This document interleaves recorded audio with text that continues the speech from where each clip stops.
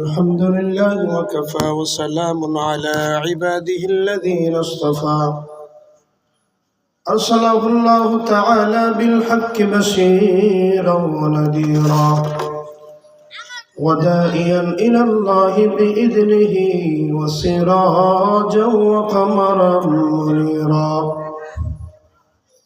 أما بعد فقد قال الله تبارك وتعالى في كلامه المجيد وفي فرقان الحميد أعوذ بالله من الشيطان الرجيم بسم الله الرحمن الرحيم وقضى ربك ألا تعبدوا إلا إياه وبالوالدين إحسان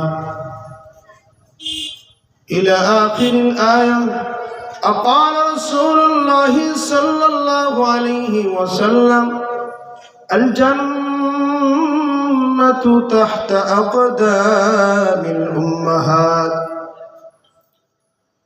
وقال تعالى في شان حبيبه مخبرا وعامرا إن الله وملائكته يصلون على النبي يا أيها الذين آمنوا صلوا عليه وسلموا تسليما اللهم صل على محمد وعلى آل محمد كما صليت على إبراهيم وعلى آل إبراهيم إنك حميد مجيد.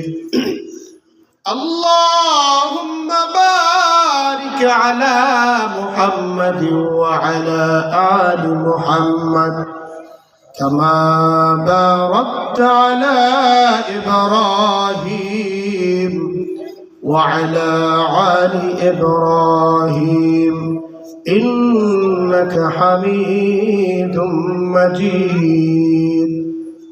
الحمد لله الله تعالى درجاه لاخ शुक्रिया যে আল্লাহ সুবহানাহু ওয়া তাআলার মেহেরবানিতে অধ্যকার আয়োজিত 12 পাইকে আষ্টম নুরানি হাফিজিয়া মাদ্রাসার অষ্টম বার্ষিকী ওয়াজ মাহফিলের সম্মানিত প্রধান অতিথি, বিশেষ অতিথি, সম্মানিত সভাপতি, আমার সামনে উপবিষ্ট আল্লাহ রাব্বুল আলামিনের মুহাব্বিন ভালোবাসার বান্দাগণ, পর্দার আড়ালে অবস্থানগত মা ও বোনেরা, আমরা সকলে আল্লাহ তাআলার দরগাহে কালিমাতুশ শুকর আদায় করি। জোরে সোরে বলে আলহামদুলিল্লাহ।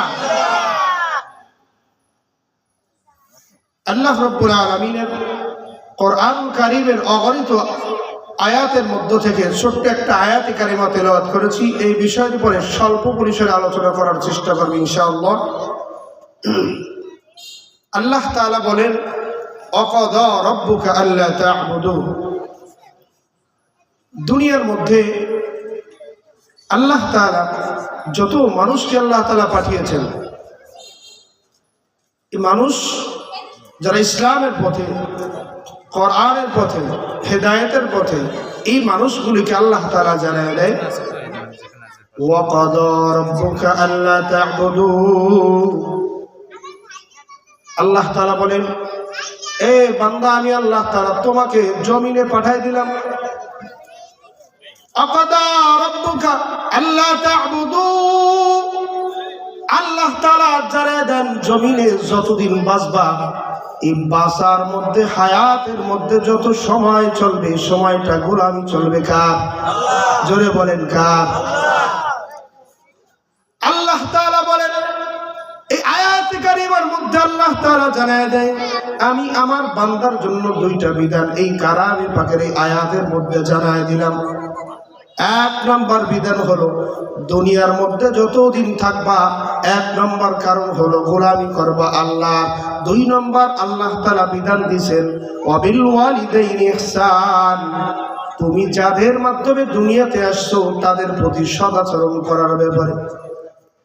আল্লাহ তাআলা অন্য আয়াতের মধ্যে বলেন উবুদু রাব্বাকা হাত্তা ইয়াতিয়াকাল ইয়াকিন। আল্লাহ তাআলা জানায় দেয় আকাদা রাব্বুকা, আরে বান্দা দুনিয়াতে আমি আল্লাহর গোলামি করবা আর কারো না, কতক্ষণ পর্যন্ত ইবাদত করবা এটাও আল্লাহ তাআলা জানায় দেয়। উবুদু রাব্বাকা হাত্তা ইয়াতিয়াকাল ইয়াকিন, আই হাত্তা ইয়াতিয়াকাল মাউত। এর মানে হলো একই ঈমান আসা পর্যন্ত ইবাদত ক্ষান্ত তার মানে না। তাফসীরে জালালাইনের মধ্যে লিখেন হাত্তা ইয়াতিয়াকাল মাউত, মৃত্যু যতক্ষণ না মানুষকে গ্রাস করে নিবে ততক্ষণ আসার আগ পর্যন্ত গোলামি চলবে কার? জোরে বলেন কার? পাশে পাশে আল্লাহ তাআলা জানায় দিল যেমনি ভাবে দুনিয়ার থেকে বালেগ হওয়ার পর থেকে মৃত্যুর আগ পর্যন্ত আর কারো ইবাদত চলবে না, ঠিক তেমনি ভাবে আল্লাহ তাআলার বান্দা যখন ইবাদত করবে পাশাপাশি তার মা বাবার খেদমত করার জন্য বিধান নাযিল করেছেন কে? আল্লাহ তাআলা। আল্লাহ তাআলা এমন এক সত্তা, পৃথিবীর মধ্যে মা ছাড়া সন্তান আল্লাহ তাআলা পাঠান নাই। কথা বলে না, পাঠাই নাই। বাপ ছাড়া সন্তান আল্লাহ তাআলা দুনিয়াতে পাঠান নাই। আবার মা বাপ কেউকে রাগ নাই, কাউকে ছাড়াই আদম হাওয়াকে দুনিয়াতে পাঠান নাই। তো সব কিছু আল্লাহ তাআলা পারেন, তো আমাদেরকে মা বাপের মাধ্যম দিয়ে কেন পাঠাইলেন? কারণ হলো আল্লাহ তাআলা বলেন এটা একটা মাধ্যম। আমি আল্লাহর গোলামি যেমনি বান্দা তুমি করবা, তুমি যাদের মাধ্যমে আল্লাহ তাআলা জমিনে পাঠাইলাম তাদেরও খেদমত করবা। আল্লাহর গোলামি যেমনি ভাবে বালেগ হওয়ার পর থেকে মৃত্যু পর্যন্ত করবা, তোমার মা বাবার খেদমত তোমার বালেগ হওয়ার পর থেকে নিয়ে তোমার মা বাবা যতদিন হায়াতের মধ্যে থাকবে ততদিন তাদের খেদমত করতে হবে। এই বিধানটা কার? আল্লাহ তাআলা। আল্লাহ তাআলার ফয়সালা হলো কি? ফালা তাকুল লাহুমা উফিউ ওয়ালা তানহারহুমা ওয়া কুল লাহুমা কাওলান কারীমা। আল্লাহ তাআলা জানায় দেয় বান্দারে আমি আল্লাহর গোলামি করার সাথে সাথে একটা বিধান তোমাদেরকে দিয়ে দিলাম।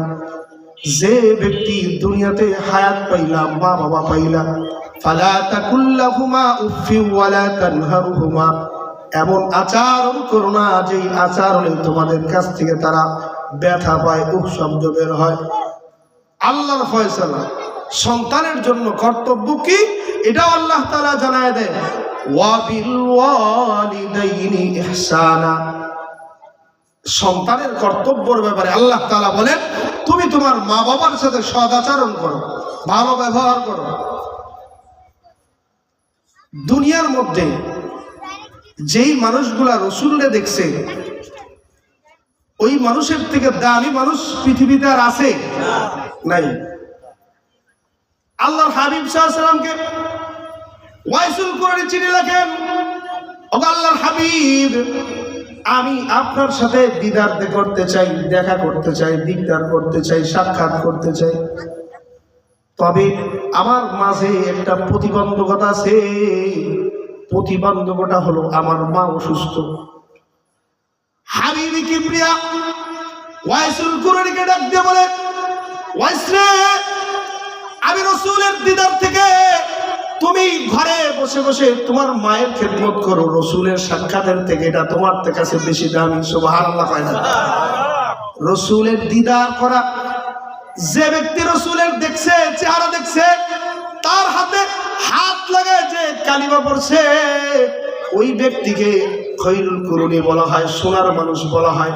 এই ওয়াইসুল কুরুনি আল্লাহর রাসূলের সাথে দিদার করার ব্যাপারে চিঠি লিখছে। রাসূল বলেন ওয়াইস রে, আমি রাসূলের সাথে দিদারের থেকে তোমার মায়ের খেদমত করো।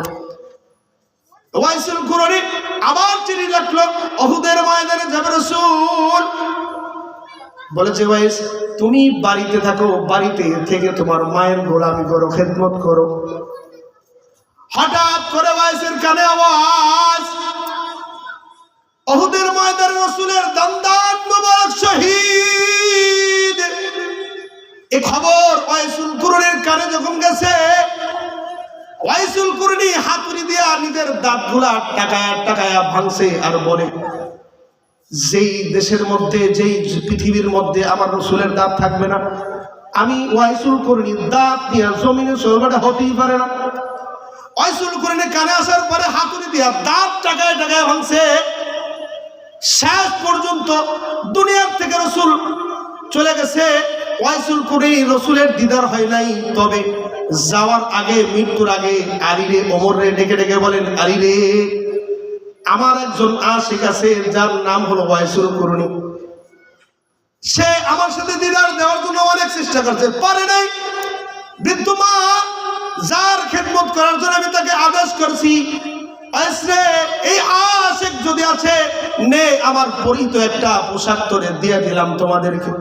আমার পাগল যখন আসবে পোশাকটা দিয়া বলবা, হাবিবি কিবরিয়ার সাথে দিদার হয় না তো কি হয়েছে, হাবিব মৃত্যুর আগে তোমাকে একটা হাদিয়া দিয়ে গেছে, নাও। এ কথা বলে রাসূল সাল্লাল্লাহু আলাইহি ওয়াসাল্লাম একটা পোশাক দিয়ে দিছে। সুতরাং ভাই, যেই জামানার রসুলের সাথে দিদার করার থেকে মায়ের গোলামি করা, মায়ের খেদমত করা বেশি দামি।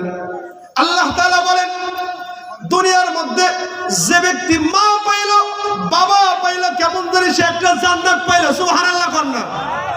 যে ব্যক্তি মা হারাইলো, বাবাও হারাইলো, জান্নাতটা হারায় ফেলাইলো। এজন্য বাবারে, প্রত্যেকের সন্তান আছে, সন্তানদেরকে খেদমত পাওয়ার জন্য দিন শিখা দাও। যেই সন্তানের মধ্যে দিন নাই, এ মা বাবার খেদমত বুঝবে না। যারা জেনারেল শিক্ষায় শিক্ষিত, তারা মা বাবার খেদমত বুঝে না। ও দাঁড়ায় দাঁড়ায় পোশাক করবে, মা বাবার খেদমত কি করবে? যার লেবাসের মধ্যে সুন্নতি পোশাক আছে, হক না অল্প টাকার বেতন, কিন্তু যতদিন হায়াতে মা বাবা থাকবে, এ মা বাবার গোলামি করার থেকে এক বিন্দু পরিমাণে অনার হবে না। আল্লামা জাকারিয়া রাহমাতুল্লাহ আলাইহি কিতাবের মধ্যে লিখেন, ওই জামানার বড় একজন আল্লাহর ওলি বড় একটা কবরের কাছ দিয়ে যাইতেছে। কবরের কাছে যাওয়ার পরে কিছু সূরা তেলাওয়াত করে শোনায়। দুনিয়ার মধ্যে যদি কোনো ব্যক্তি নেক সন্তান রেখে যেতে পায়, কোনো মা বাবা যদি ভালো সন্তান রাখে, তাহলে কবরে বসে সব পাইতেই থাকবে, অটোমেটিক পাবে। আল্লামা জাকারিয়া রাহমাতুল্লাহ আলাইহি লিখেন, এই জামানার বড় একজন আবেদ কবরের পাশে বসে বসে কোরআন তেলাওয়াত করে কবরবাসীদেরকে রুহের মাগফিরাতের জন্য বকশিশ করল। শাইখ জাকারিয়া রাহমাতুল্লাহি আলাইহি বলেন, পরবর্তী দিন ওই আল্লাহর ওলি যখন বাড়িতে ফিরে গিয়ে ঘুমায় গেছে, আল্লাহর ওলি ঘুমের মধ্যে স্বপ্ন দেখে কবরের মধ্যে যত কবরস্থানের মানুষ আছে, সব মানুষগুলা লাইন দিয়া কবরের মাঝে লাইন দিয়া বসে আছে, দাঁড়ায় আছে। কিছু ফেরেশতারা এই অলি যেই সবরেসানি করছে, আয়াতগুলো পড়ে তার সওয়াবটা ভাগ করতেছে। সুবহানাল্লাহ। আরো জোরে বলনা সুবহানাল্লাহ। এই আল্লাহর ওলি স্বপ্নের মধ্যে দেখেন, সে যে আয়াতগুলো পড়ে পড়ে কবরবাসীদের রুহের মাগফিরাত করেছে, একজন ফেরেশতা বড় একটা ডালার মধ্যে নেকিগুলা নিয়ে বসে আছে। লাইন দিয়ে কবরবাসীরা আসতেছে, এক একজনে নেকি নিতেছে, কিন্তু তাকায় দেখে কবরের আর এক পাশে একটা কবর আছে, যে কবরের মধ্যে বৃদ্ধ একজন মা ঘুমায় আছে।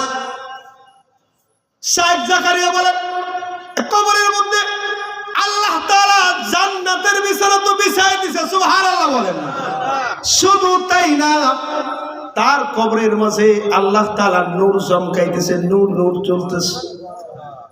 শাইখ জাকারিয়া বলেন, আল্লাহর ওলি এই ব্যক্তিকে, মাকে জিজ্ঞেস করলো, গো মা, সব মানুষ নেকি নেওয়ার জন্য সিরিয়াল দিয়ে দাঁড়ায় গেছে, তুমি কেন কবরের মাঝে ঘুমায় আছো?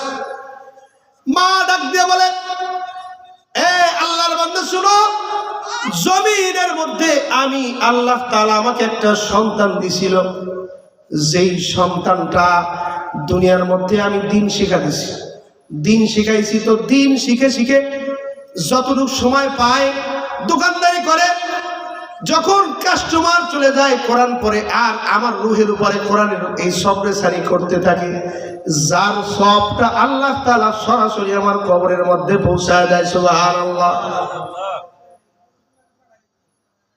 জাকারিয়া রাহমাতুল্লাহি আলাইহি বলেন, অনেক দিন পরে আবার এই কবরের কাছ দিয়ে যাইতেছে, আবার কিছু কোরআন তেলাওয়াত করে ভাগ করে দিল, বন্টন করে দিল রূহের মাগফিরাতের জন্য। আবার স্বপ্নে দেখেন ওই ফেরেশতারা এবার লাইন দিয়া সব বিতরণ করতেছে। এবার ওই যে মা কবরের মধ্যে নূর ছিল, ওই মা ও সিরিয়ালে দাঁড়ায় গেছে। আল্লাহর ওলি জিজ্ঞাসা করলো, গো মা, কিছুদিন আগে তোমারে দেখলাম কবরের মাঝে নূরের মধ্যে ঘুমায় আছো, ও মা আজকে কেন লাইনে দাঁড়ায় সব নিতেছো, নেকি নেওয়ার জন্য আসো, কারণ কি? মা আল্লাহর ওলিরে ডাক দিয়ে বলে, আরে আল্লাহর বান্দা, দুনিয়ার মধ্যে আল্লাহ তাআলা আমাকে একটা নিকার সন্তান দিয়েছিল, যে সন্তানটাকে আল্লাহ তাআলা আবার নিয়েও গেছে, যার কারণে আমার কবরে এখন আর নেকি পৌঁছায় না। এখানে অনেক মানুষ আছে যাদের মা নাই, আবার অনেক আছে যাদের বাবাও নাই। মনে হয় মাসেও একদিন, বছরে একদিন অনেকের বাবার কবরের কাছে যায় না, আছে না? চিন্তা করে দেখো, এই তুমি এক সময় একটা ছোট বাচ্চা ছিলা, বাবা তোমাকে কাঁধে করে বড় করছে, নিজে না খেয়ে তোমাকে যেই বাবা বড় করছে, নিজে ভালো জায়গায় না ঘুমায়া, যে মা তোমাকে আমাকে মানুষ করেছে, এই মাছকে অন্ধকার কবরে এতিমের মতো ঘুমায়, একটা বারও কি তোমার দিলের মধ্যে কাঁদে না, যেই মা আমাকে দুনিয়ার এত সুন্দর নিয়ামত দেখে, আজকে মা ঘুমাইছে। আল্লামা ইকবাল রাহমাতুল্লাহি আলাইহি কবরের কাছে, মার কবরের কাছে যা শের পরে, আয়ে মেরি মা सारा जीवन तू मेरी खिदमत करी, अब तेरी खिदमत की काबिल हुआ मैं। इकबाल रहमतुल्लाहि अलैहि मार कबरेर काছে গিয়া বলে, ও মা, এতদিন আমার খেদমত করছো, আমার খেদমত করার মতো তৌফিক ছিল না, এখন আমি তোমার খেদমত করার কাবিল হয়েছি, এখন আমি তোমার খেদমতের যোগ্য হয়েছি। অর্থ